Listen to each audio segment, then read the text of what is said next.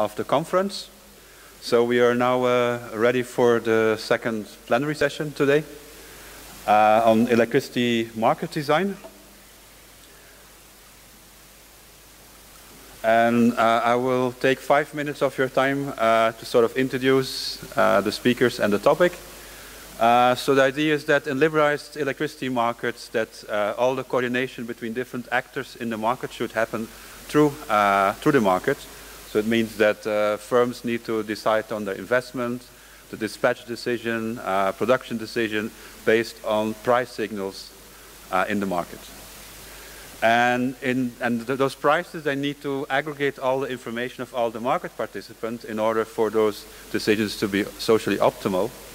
And this means that those prices, they have to reflect demand, they have to reflect supply, but they also should reflect all the technical constraints that we have into the system. And one of those technical constraints is that we need some reserve capacity into the system. So we always need to have some spare capacity that's ready in case that there is some shortage or some power plant is not able to produce or demand is going to increase. So we need to have some reserve capacity. And today's topic is what do we need to do in order for market prices to reflect those requirements, those reserve requirements. So that's what we are going to look at today. And this is a very important question because those real-time prices, they're basically the basis for all other transactions that take place in the market. So if the real-time prices will not be correct, then also the derivatives, forward prices, option prices, all kind of bilateral contracting is going to use the wrong reference price, and then the electricity market is not going to work. So we first need to get those real-time prices right, otherwise things are not going to work. And this is also fitting with the theme of the conference, because if we will have more low carbon energy producing production plants like wind, we will have more intermittent generation, and the reserve requirements become more important because we will have more fluctuating productions. So we are happy to have a number of very good speakers to enlighten you a bit more about this question. So the first speaker of today is Professor Hogan. So he is the research director of the Harvard Electricity Policy Group in Harvard. And I had some problem when I was preparing this introduction. So he has a 60-page CV. So I had now to summarize this in a few lines. So I thought, okay, I can put that together in sort of 3 or 4 points. So he has been active on electricity markets for many years, and his contribution has been recognized by the association. So he received a reward for all the outstanding work that he has done on energy markets, but not only in this field, but also in operational research fields. So he also received rewards from the Informs, so that's the sort of our counterpart in operation research, also for his outstanding research in operation research. And he has been editor, I think, of almost all the energy journals that are around, so you can see it there. And he was also the EIE president in the past. So he's going to sort of set the scene for about 40 minutes. And then we have 2 discussants. So the first one is Andreas Ehrenmann. So he's Director Energy Economics at Engie. And yeah, he is an expert on market design, investment, operation research. So he's going, I don't know, to give some view from the industry, but based on sound reasoning, as far as I can see. And then we have Clara Poletti, and she is head of the regulation department in the Autorita, so in Italy, and she's also vice chair of the board of regulator of ACER, and ACER is the sort of the European regulating body doing cross-border trade regulation and some other aspects. So yeah, so I would like now to invite Professor Hogan. Okay.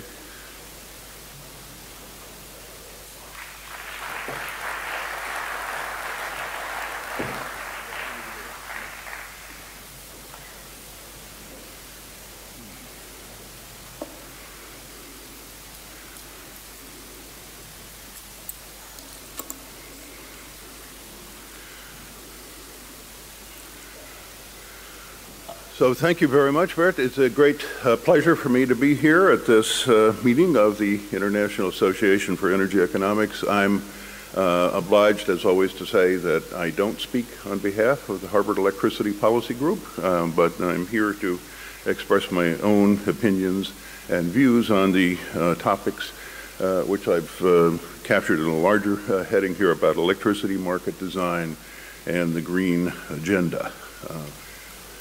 These markets in electricity are constantly in turmoil.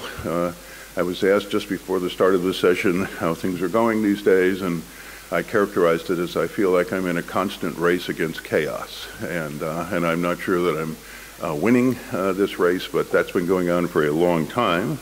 Many of you know about the recent events in the United States, and I have to say in advance that a lot of my remarks here are obviously colored by my experience in the perspectives of the United States, although we're going to be talking about first principles here, which is quite general.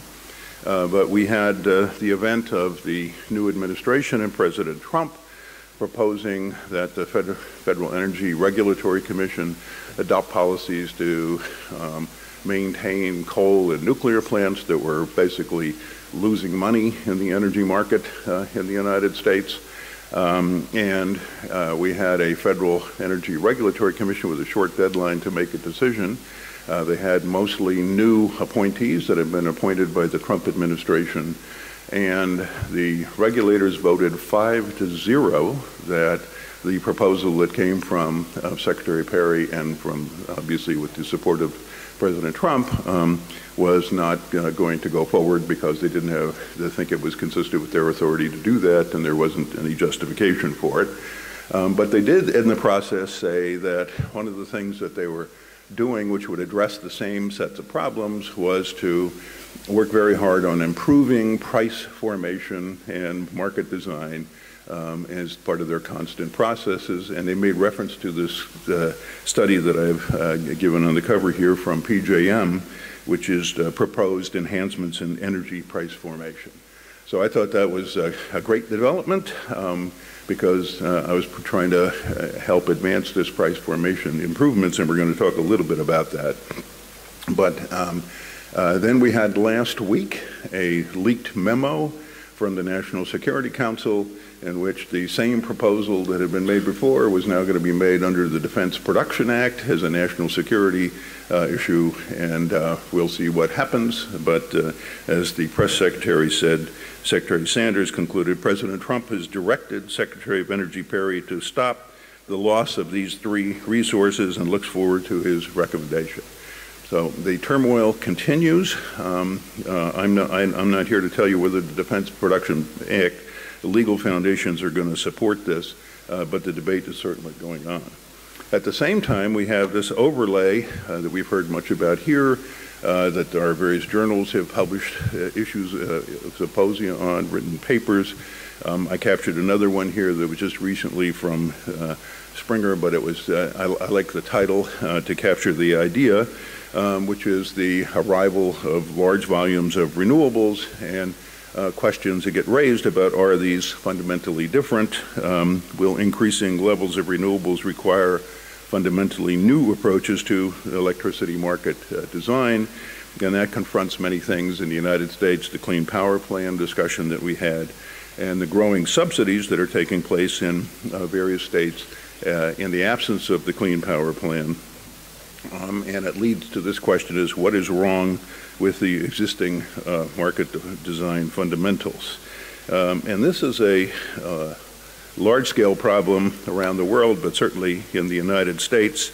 We have renewable portfolio standards, renewable energy credits, RECs, production tax credits, investment tax credits, demand response subsidies, and now zero emission credits, and one quip from an unnamed colleague is that we will soon have DECs, dirty energy credits, if it comes by way of the Trump proposal. And Joe Bowering, who's the market monitor for PJM, made this statement in his most recent, one of his more recent reviews, that the problem is serious. Subsidies are contagious. Competition in the markets could be replaced by competition to receive subsidies. And that's basically what we're seeing develop in the United States. At the same time, we had a FERC decision last year and the dissent from Commissioner, concurrence actually, but the additional statement by Commissioner Norman Bay, who's now left the commission. But he was talking about the adjustments that were being made in the capacity markets, the minimum offer price rule, MOPR, in order to accommodate all these state subsidies. And he said that this was in essence, a feckless task because they're just too ubiquitous. That is certainly true, but it doesn't mean that it's unimportant. I always like to quote this paragraph from a National Academy of Sciences study. This is that was chaired by Bill Nordhaus, and I won't read everything that's in there, but just he's talking about all these conflicting subsidies and policies, and he said they studied this and looked at it across many different kinds of policies and came to the conclusion in the context particularly of dealing with carbon that the net effect of all the subsidies taken together was effectively zero. If we go forward with the Trump proposal, we'll see subsidies for renewables and other things driving prices down, subsidies for coal and nuclear in order to maintain them in the face of the low prices, mostly of which have also been caused by low natural gas prices. And so we're spending a lot of money, but not necessarily accomplishing anything. And the goal for at least of my preferences would be to go in another direction. The second quote, which I've given you here from these recent decisions by the federal regulators, again from Commissioner Bay, is basically to say, maybe we should give up on these subsidies. Maybe we should give up on, in particular, the capacity market, which was the context for their decisions in the minimum offer price rule. And he said maybe the smartest thing and the most market-oriented solution is to adopt the design that's been adopted in ERCOT, which is the Texas market in the United States. This was a surprising statement coming from the Federal Energy Regulatory Commission, which has no authority over ERCOT, so this is outside their jurisdiction, but they were looking outside their legal group, and they thought, at least Norman Bay thought this was a better model, and I'm going to talk about that as we go forward. So the context and the motivation is all of this turmoil that's taking place in these markets, and particularly the interaction between subsidies and market designs. And the problems are quite serious. I've listed off a series of things that you want to consider, particularly when we're dealing with the novelty of zero variable cost generation, which we get from renewables, and how does that affect the basic market design, and then the challenges to the Federal Energy Regulatory Commission. And I come away with that in the context of these subsidies, that the principal focus should be what they have said is their principal focus, which is to get the prices right and address problems of market manipulation, and not take on the task of trying to completely undo the effects of all of these various subsidies over which they don't have much control. In addition, when you think about going forward in the future and the challenges that are there, I would argue that despite the fantastic capability of the people in this room, and despite the hard work that we all engage in, is that we have no idea what's going to happen in the future. Any scenario, as we commonly say at these conferences, is sure to be wrong. And that's certainly true for all the obvious reasons. An implication of that is that what we should be focusing on in the policy domain is trying to get the incentives right so that the innovation machine, the learning machine that's out there in the marketplace can respond and do things that are actually helpful, as opposed to giving them incentives to do things which are unhelpful, and then we have to have counter incentives to undo the things that they did that were unhelpful. So to follow the Nordhaus advice. So I think both things point in the direction of looking at market design and structure as the critical problems rather than trying to identify which particular technologies are going to be adopted. And as you all know as well, and certainly I've experienced in my career in this domain, is that the surprises can be substantial. We tend to forget about these surprises, but I just picked two examples here. And I picked them both because they involved a lot of money and had a big impact. And secondly is that one was a bad surprise and the other was a good surprise. So it doesn't always go the other way. So the bad surprise, we have an inventory of bad surprises in the nuclear power history development in the United States. This is one of them, talking about the Tennessee Valley, the Bellefonte nuclear plant. They had spent over $6 billion in trying to get this plant completed and had not been able to get it completed. So they decided to stop and to sell the site and the facility, and their minimum asking price was $36 million. So $6 billion in, $36 million out. Now, it turns out they actually did a little better in the auction. I don't remember the exact number, but I think they got about $300 million for the site. So it wasn't quite as bad as that, but it shows you the kinds of mistakes that get made, and we don't anticipate what's actually going to happen. And then the picture on the right is just one of many such graphs, but I like it because it shows up well on the screen about the shale revolution in the United States. So that was something where research was going on and tinkering was going on, and George Mitchell was working for years and years and years on lots of different technologies trying to get this drilling, fracking, and all the other things to work and to cross over the cost barrier. And when they did, we didn't have to have shale energy credits. There's no shale energy credits, so we didn't have to have renewable shale or shale portfolio standards. We didn't mandates to go buy and so forth. It just took off. And the reason it took off is because in the United States this gas is cheaper than other sources of supply, and it's had tremendous knock-on effects. So I think the basic message I'm trying to convey is we should expect these surprises. If we have a policy that depends on doing an accurate forecast, we're in serious trouble. This is actually the theme of the talk that I gave as the president in 1985. And I'm here to say I haven't changed my mind. So it's the same story. And so the thing is to focus on the incentives to structure the market design and the topics here.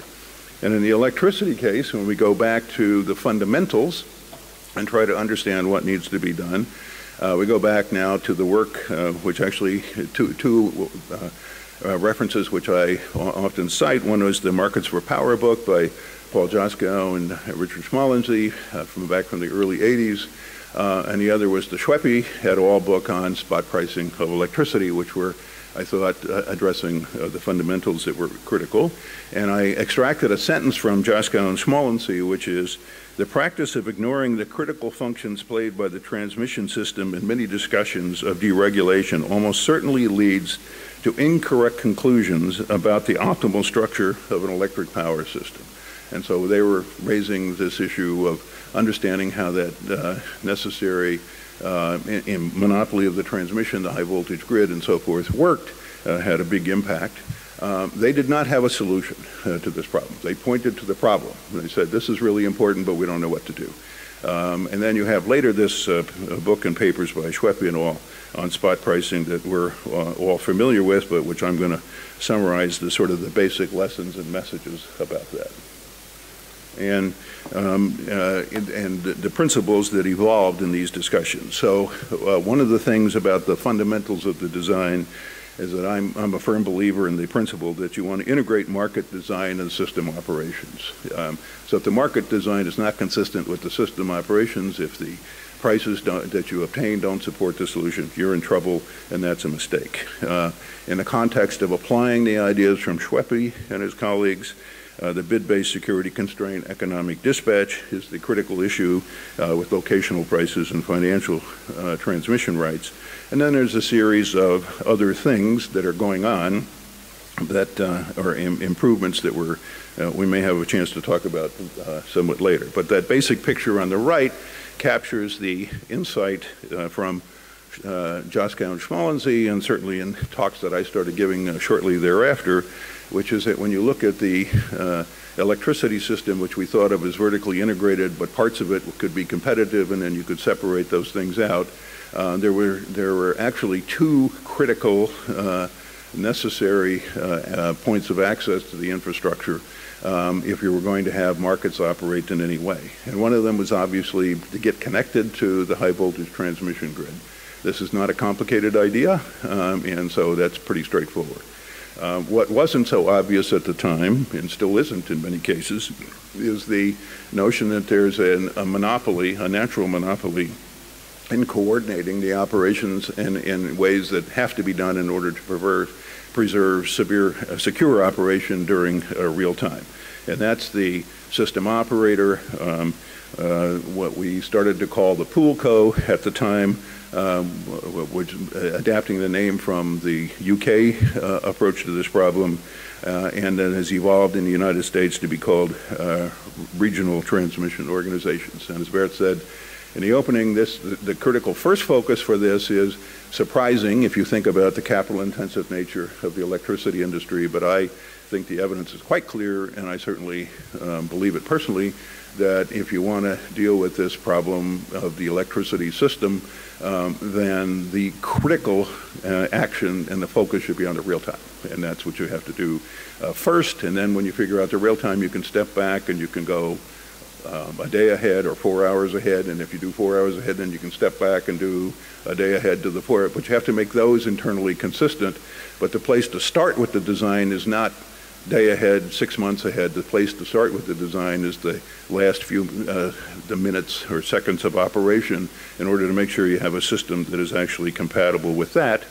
And that's the story that leads to economic dispatch. And during that debate in the United States, I formulated 3 questions which I repeated at every opportunity. And I'm going to repeat them again here because I think they're so important and they're very simple. And the question is, should the system operator be allowed to offer an economic dispatch service for some plants? So now every word here matters, and allowed and for some, and the structure of the question is designed intentionally by me to make it innocuous so that the obvious answer is yes, they should be allowed to offer this service to provide economic dispatch. If you say no, then you have to address, well, what are you going to do and how are you going to deal with all these coordination problems and everything? So I think the proper answer is yes. Should the system operator apply marginal cost prices for power provided through the dispatch? Well, again, if you do, then the SWEPI result is to show that the prices, assuming away the non-convexity part of the problem, the prices support the solution, and you don't have generators constantly trying to manipulate so that they don't actually have to follow the dispatch because they're actually getting, at least price-taking a generator is getting compensated in a way that is profitable for them, and they'd be worse off if they did anything else. So I think the proper answer there is yes. And then should generators and customers be allowed to participate in economic dispatch offered by the system? And again, the word is allowed as opposed to mandate, which was the debate at the time. And I think here again the answer is yes. You wouldn't say, no, we're going to offer the service, but you can't participate. And I am prepared to, if we need to get into it, I'm prepared to argue that if you're in the context of open access and non-discrimination, and you say yes, yes, and yes, the conversation is over about market design, and it's all just a matter of details after that, because all of the critical principal elements are there, and then that's going to drive everything else. Now, that framework and that way of looking at the problem is a kind of deterministic way. It does assume continuous convex economic dispatch. It incorporates security constraints, so that's not a problem. And it does make certain competitive assumptions, so it doesn't deal with the market manipulation problems, to be sure. But I would characterize these design features as necessary for success, not sufficient, but necessary. And if you don't meet the test, even under these simplifying assumptions, then you're really in trouble in terms of having a design that's going to work. Now, this design is not revolutionary. That was one of its big attractions. This is just economics 101. So the blue curve is the bid stack, as it's called, the variable cost of the generators as they stack up, and then the demand changes over time during the day, and you get market clearing prices that are the marginal prices that we're thinking about. So there's nothing new here. And using the bid stack in economic dispatch is not new to the system operators, so they understand that. So we didn't have to invent that, we just had to exploit it. The thing that was new was the pricing, which is following the marginal price story, the market clearing price story, and that was a critical element of the design, which was quite different than what we had before. And the basic result from Schweppe is that all of the intuition about the problem that I just showed with a single location and a single bid stack extends to the grid, where you have power flowing according to loop flows and all the parallel flow issues and the complications of Kirchhoff's laws.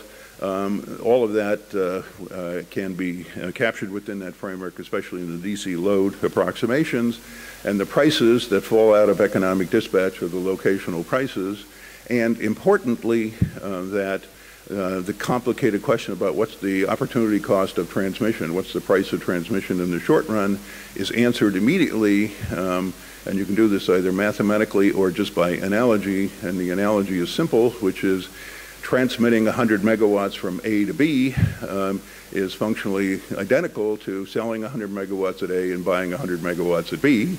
So in order to meet the no arbitrage condition of equilibrium, the prices, the net effect of the two things must be the same. So the cost of the price of transmission must be the difference in the locational prices.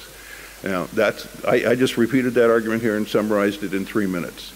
The Committee on Parallel Paths in the utility industry had worked for more than a decade trying to figure out the answer to this question and had not succeeded and didn't understand it when this conversation was going on. So it may be obvious after Schweppe and his colleagues did their work, but it certainly wasn't obvious at the time and took a long time to get people to adopt.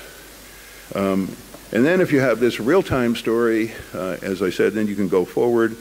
Here thinking about a scheduling market and in a deterministic context where there's people make offers in a day ahead, let's say.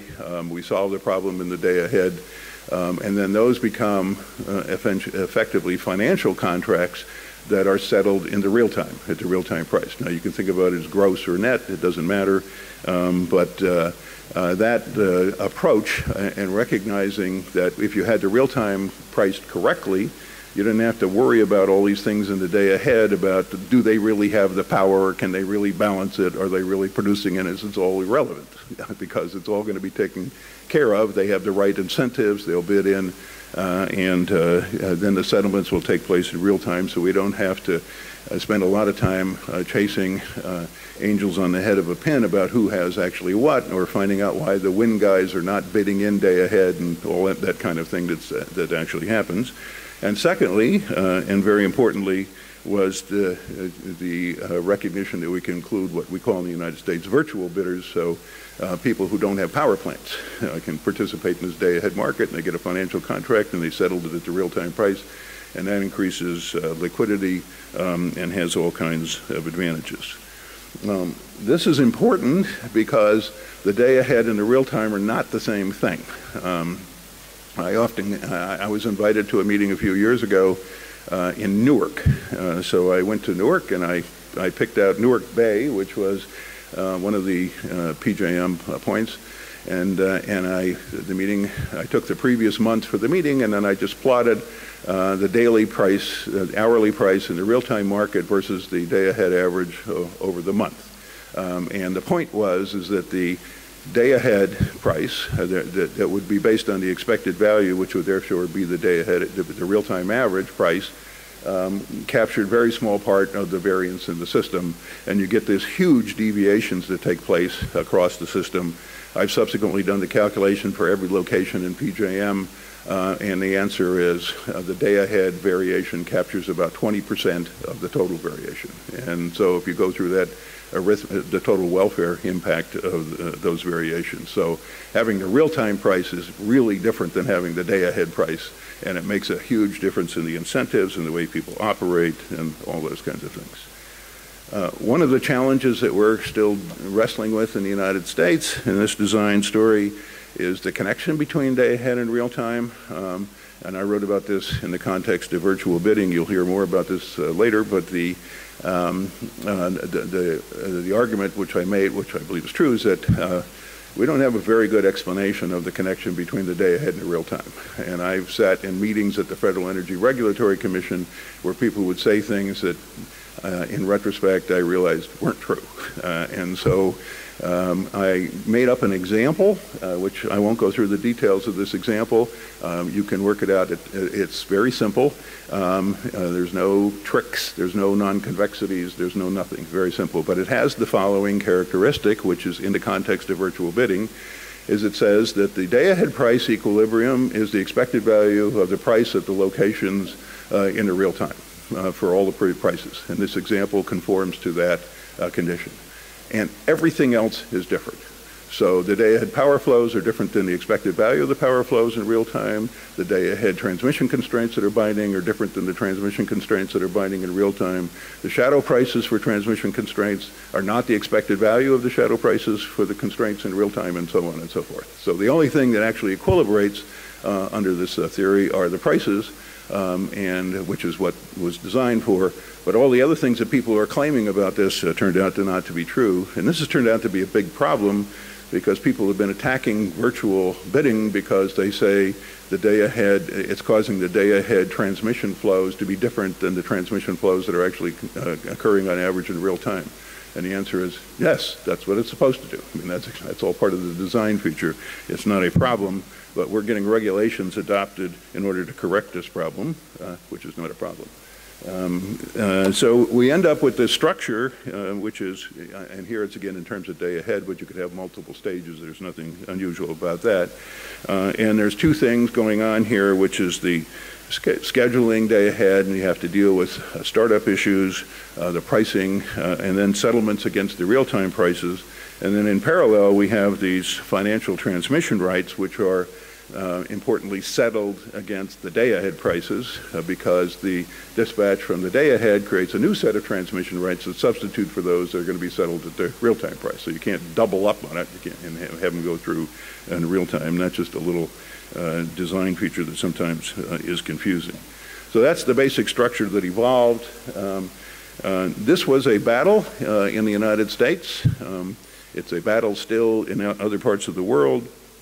For those of you who know me, who've heard me talk about this in the past, know that I got tired of this at one stage because we kept having new proceedings at the Federal Energy Regulatory Commission where we changed the names of everything and the titles of everything, but we were talking about the same issue. So I would submit the same picture about bid-based security constrained economic dispatch and then cross out the old name of the proceeding and then put in a new name, and I say it's the same questions, the same answer, nothing is different. And I was doing that for quite a while, as you can see by the dates there, as I kept crossing them out and we were going through, and trying to make the point that this basic structure is what I called SMD, successful market design, which is kind of a play on words in the United States policy debate. The button here was Poole Co, Stop Poole Co. I have that button. It was made by Enron, and they opposed this idea, but the IEA wrote about it so many years ago and said this is the textbook example of how to do it, and as I've argued here on the bottom is something I'm prepared to go into further.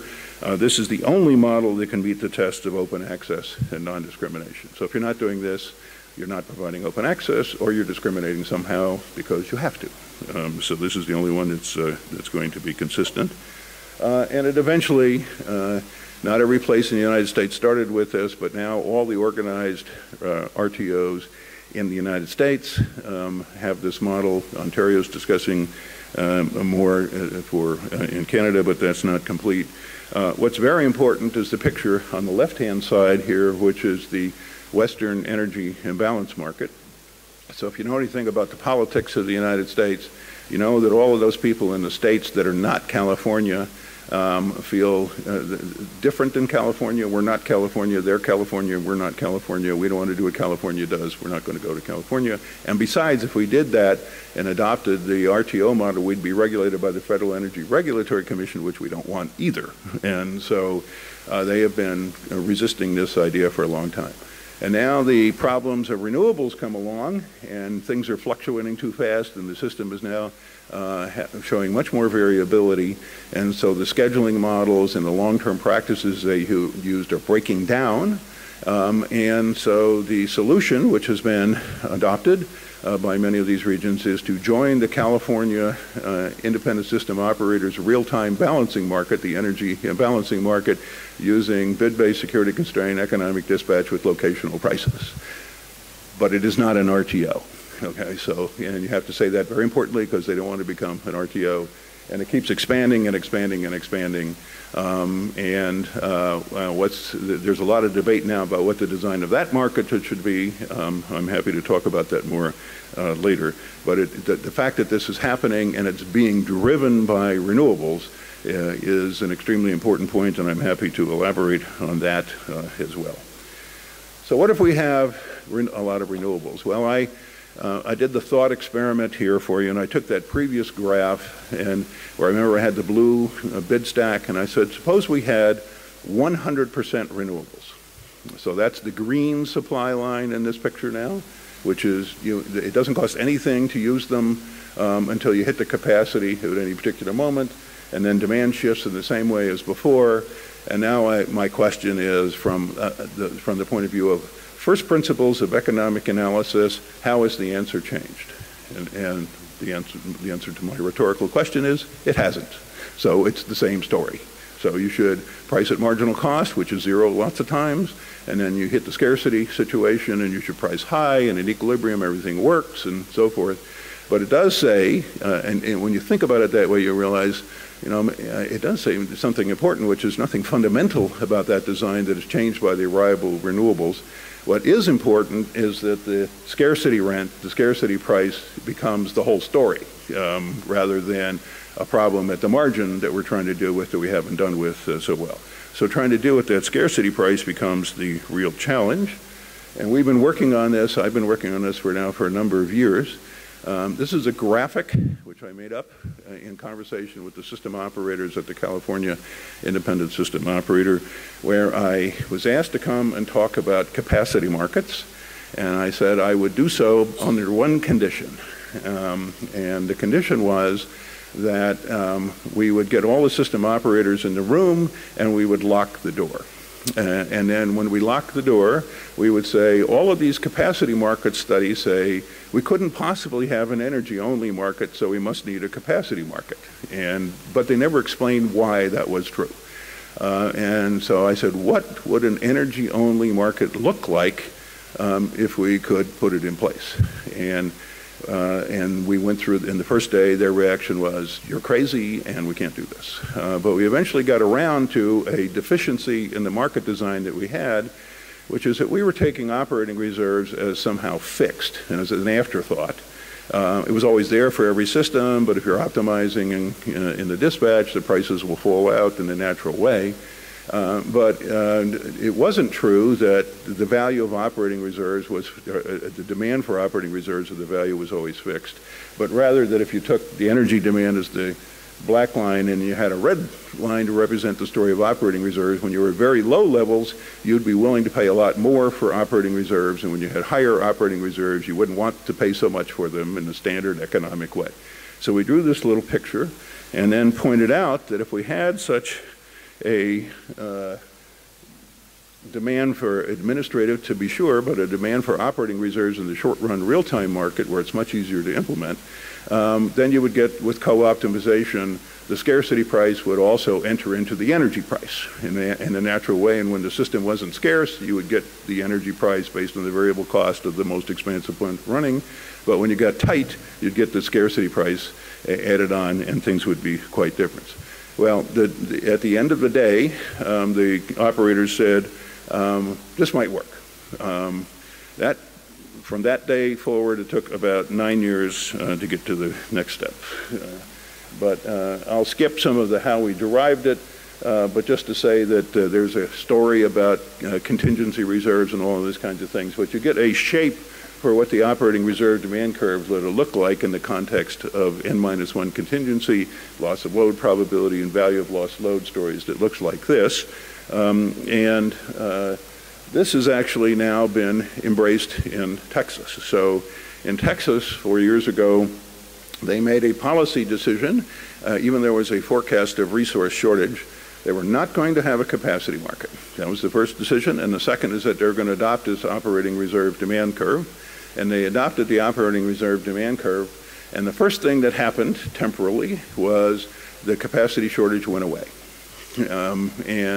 Now, I'm taking full credit for this, that the capacity shortage went away, but it's just because it follows, it doesn't mean it was caused by, so I think that it was caused by other factors. But what actually happened is that they had a surplus of capacity. So you can see that the little dots down there, which represent the actual observed values of this operating reserve adder price in Texas, are all clustered down at the lower end of the tail. They haven't made a huge difference so far, but the forecasts are for this summer that situation is going to change. So we're going to get a real test of this operating reserve demand curve in Texas. And the idea is becoming contagious. So here you have a comparison of the corresponding idea from PJM with ERCOT. And this is not scaled. PJM is much bigger than ERCOT. So the red line should be dominating the blue line as opposed to or the black line, but what you actually see is the opposite. So the scarcity prices that are in the PJM thing are much too low, and they recognize that. And as part of this story that I mentioned before, this is a graph that's taken from it about the operating reserve demand curve that PJM is thinking of adopting. And you'll notice this peculiar shape here, which is familiar from the picture that you saw before in Texas. Of course, this is not the Texas operating reserve demand curve. This is the PJM operating reserve demand curve. And that's important for getting it to go forward. But they're working hard on this problem right now. Another thing that happened in Texas that I call your attention to, this is part of the analysis and the discussion of the capacity market done by the Brattle Group. And basically what they're looking at on the horizontal axis is different size reserve margins and the implied cost of new entry and the reserves levels that you would have and all this kind of thing. And the basic point of this story is that the operating reserve demand curve story is going to be way over to the left here, and you're going to have much lower reserve margins because it's uneconomic to have higher reserve margins.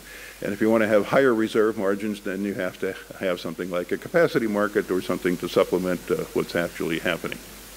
And the higher reserve margins all came out of the 1 day in 10-year standard that is lost in the mist of history as to where this actually came from. Texas, the regulators looked at this very closely, had a number of hearings on the matter, and made a surprising and courageous and I hope precedential decision, which is we don't understand this 1 day in 10-year standard. We don't know where it comes from. We don't know how to justify it. It seems like it's too expensive. We're not going to do it.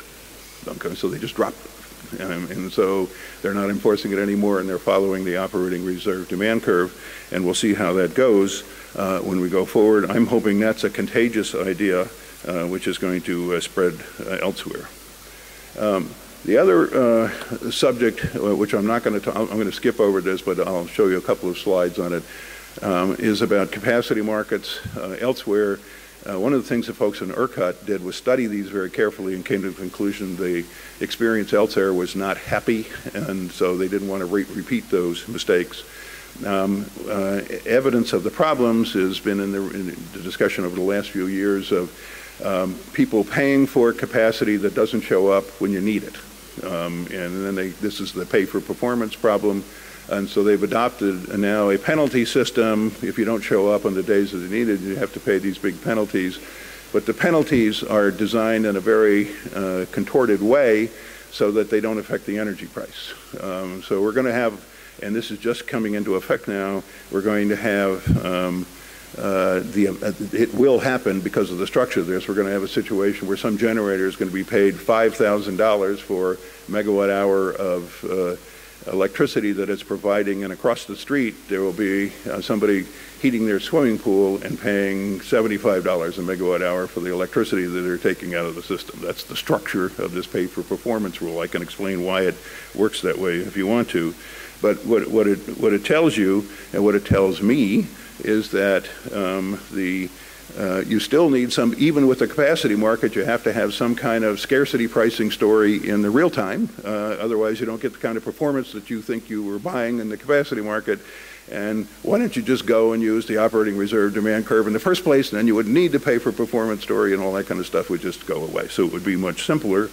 And as a last provocative thought, which is also being discussed in Texas, is to say, if you're nervous, if you're the regulator and you've decided this 1 day in 10-year thing isn't the answer, but you're a little nervous about relying on the straight economic story, well, you can take a conservative view of the operating reserve demand curve. And here we just illustrate what happens if you change the standard deviation of the loss of load probability calculation by 1 unit or 2 units of the actual observed standard deviation. And it has a big impact on the operating reserve demand curve. That would change prices in real time more often and more. And so if what you want to do is send checks to generators, this is a better mechanism for doing it because it's actually connected to the problem you're actually worried about, which is what actually happens in real time, not all these other problems. So that's an ongoing conversation in the United States.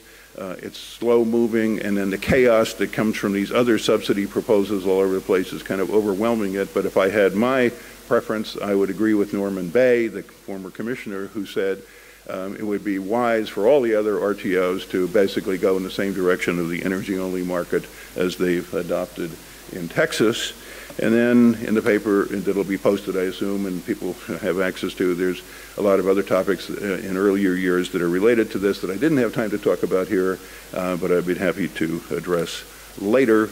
But I think the challenge today in dealing with the going green and all these other problems, innovation and technology points even more strongly to reinforce the arguments we made a long time back about get the prices right, and that's the critical element, and get the prices right in real time, and forward markets will then adjust to deal with that.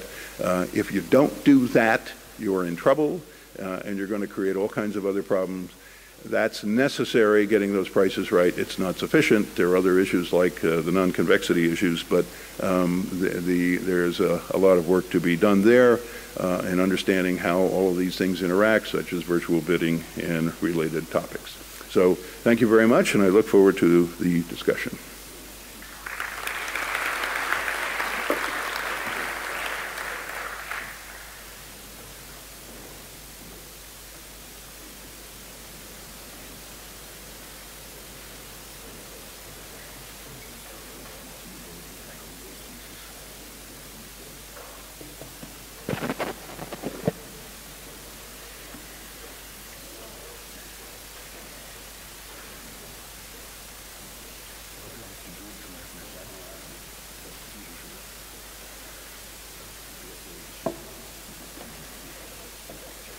So while I wait for my slides, I can thank first to Bert for inviting me, for the challenge to respond to this talk.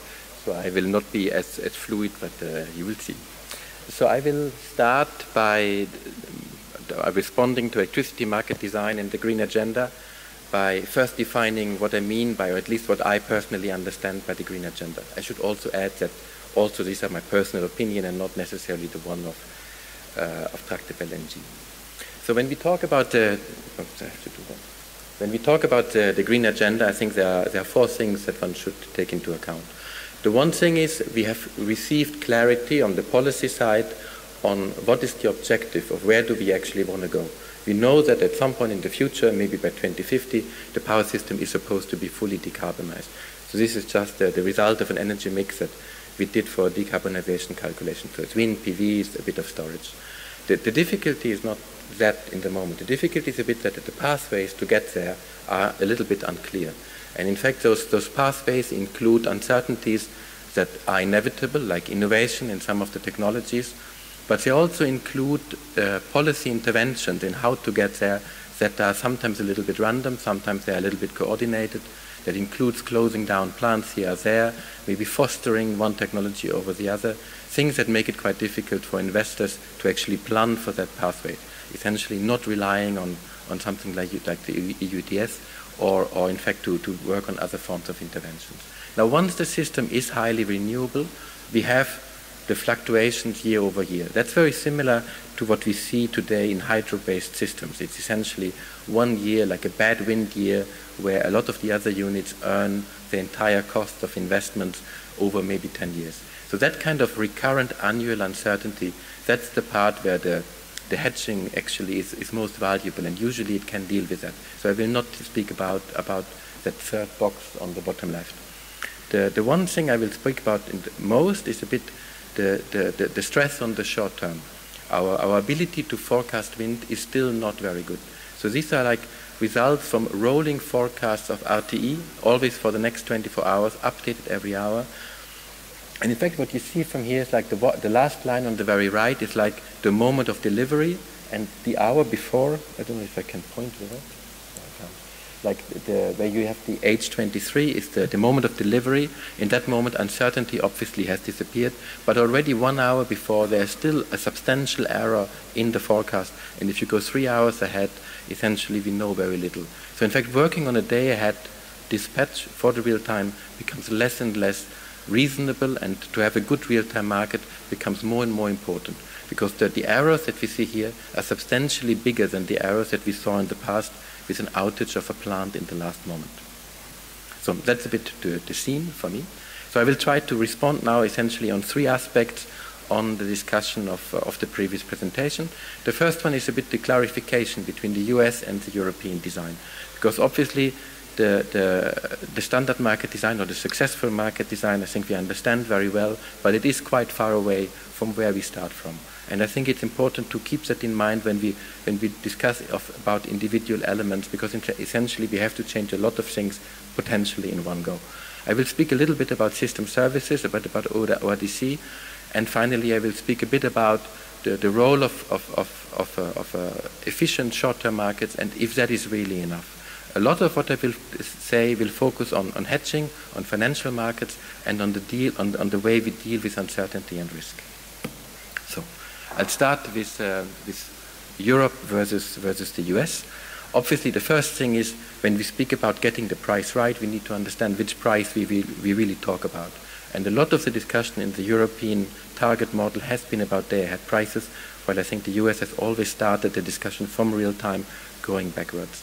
Differences are much deeper than that. Obviously, an ISO-based system compared to a European power exchange comes with a lot of, side damages. Like on the one hand, you optimize centrally your unit commitment. On the other hand, you have euphemia, which is a bit of a funny form of clearing a market and guaranteeing profitabilities of those who run. Obviously, there is a duality gap. In one case, due to the unit commitment, and the other one due to the block bids. In the US system, you can deal with that by paying a little bit of uplift to make sure that everybody's happy. In the European system, we have the paradoxically rejected bids. Oops, sorry. I apologize, I see the screen here. You have the paradoxically rejected bids that make market participants very unhappy. So they permanently challenge the way we clear the market, simply because they are not happy with what they get out of it. Obviously, the moment you have a central unit commitment, you have the possibility to do joint optimization, to have a joint optimization of reserve and ancillary services, which to some extent is also a requirement to have ORDC. In Europe, you do that separately. You have some separate markets for different reserve products. The same applies to transmission. We will not speak much about that. In one case, you'd have a nodal system because you have the information about the grid, while in Europe we work on zonal systems where the grid information to some extent gets lost, which in the US system allows to update the information of the grid even in real time, while the European system largely works on a grid representation from day ahead with maybe moderate adjustments, but not a real-time adjustment, because that is in fact very difficult to do. Now the discussions on both sides are ongoing, obviously. In the US, I think the most interesting debate is indeed about the number of trading points for virtual products. And FERC has currently, or quite recently, I think it was in February, reduced the number of trading points, stressing the certain distortions and inefficiencies against the advice of Professor Hogan, who essentially also pointed out that in fact you need to have those virtual trading possibilities to have an efficient market. Now nevertheless there is no actually clear methodology in the moment in place to demonstrate the value of that virtual trading. So I think there is a bit of a grey area there, but it's clear that if you want to have an efficient market, you should have more virtual trading rather than less. The European discussion is far away from that. The recent developments are rather maybe getting the short-term price a little better, so there have been debates in the balancing codes to have a scarcity element in the balancing, in the imbalance price. Nevertheless, there is very little discussion on how that real-time price, if you can call it like that, could propagate in real time, in day ahead, or even before. There have been some improvements in the intraday market, and in fact this week the XBit platform is starting the continuous intraday trade within Europe, but with the same network information as the day ahead. So just putting that on a single slide, we have the US system on the top. You have the Dayahead market, which is essentially based on largely like asset-based offers. For the large generators, those are cost-based offers. You have the virtual bids, and you have some sort of a security constraint unit commitment in the day ahead. Between the day ahead and real time, you update the plant information, then you move to the real time. There you re-optimize the dispatch based on the best information you have available in that moment. You calculate the real-time price, and in that moment you can apply ORDC. The European system, again, is very, very different. The day-ahead markets are not plant-based offers. They're usually portfolio bids. There's no real, it's not possible to exactly see where those prices come from. Participation is voluntary, but there are in some countries regulatory obligations, like to be self-balanced on the level of a generator. Then we have the intraday market, which actually become more and more active because of the uncertainty of the renewables, and then we move to a balancing system, or maybe market, depending how you look at it. It's organized by the TSOs, it calculates a price, but given that players are supposed to be balanced in most European countries, when they reach that level, it's not entirely a market that allows for arbitraging between one or the other. So arbitrage, I said, is the thing that is probably the most important thing on that moment for a financial player, to make those two markets actually aligned. And we have two very different philosophies on that arbitrage. The only way to do arbitrage in Europe is actually by internalizing the opportunity costs that the plant has in the day-ahead bid. So a very flexible unit goes in the day-ahead market, not bidding costs, but bidding what they believe they might be able to earn later on in the intraday market, or if possible in the balancing market. This is very different from the virtual bids that you have in the US. Now generally both of those are not perfect. Both of them both of them do not complete the market, so they remain inefficient to some extent. So I will just skip that. So they're both not the first best equilibrium, and we can calculate that difference, and we see that there remains a gap to the first best, but it's not perfect. Now ORDC, we said, ORDC has the difficulty that essentially you need to do a loss of load probability to calculate the curve. In that loss of load probability, you take into account a lot of system services. And those system services include, for example, ramping requirements. That could be 15 minutes, could be 1 hour, could be 2 hours. Those additional system requirements appear in a lot of different countries in the moment. In the US system, adding an additional requirement is easy to add. It's an additional constraint in a unit commitment. In the European system, it's much harder. It's an additional product that has to be arbitraged with the other product. That's very complicated. But nevertheless, even in the US, you will have from the ORDC one curve that contains a number of different flexibility products, which essentially give you one price. but you don't anymore get the signal to the investor which of the flexibility is actually the one that gets scarce. So there might still be a need to maybe give a little bit more information to the investor on what is the marginal contribution of a new technology or a new investment on the system. So I will skip that, and I will move to the question, are short-term markets actually enough? Because in fact that is a bit the underlying theme also of ORDC. Once we fix the short-term market, everything will be fine. And in fact, that seems to be an implicit assumption that comes very often in the debate on market design. But in fact, there are also additional implicit assumptions which are about the completeness of the long-term market. There has been the paper of Stiglitz and Newbery in 1984, which essentially say that even if you have a perfect market in the short term, you might still fail to have an efficient long-term market because you might not have the right hedging instrument. And the more recent version of that, of David, essentially gives a name to that which he calls the missing markets. So in fact, do we have actually the means to hedge certain things? Do we have the products to deal with long-term uncertainty? Now, that part I will try to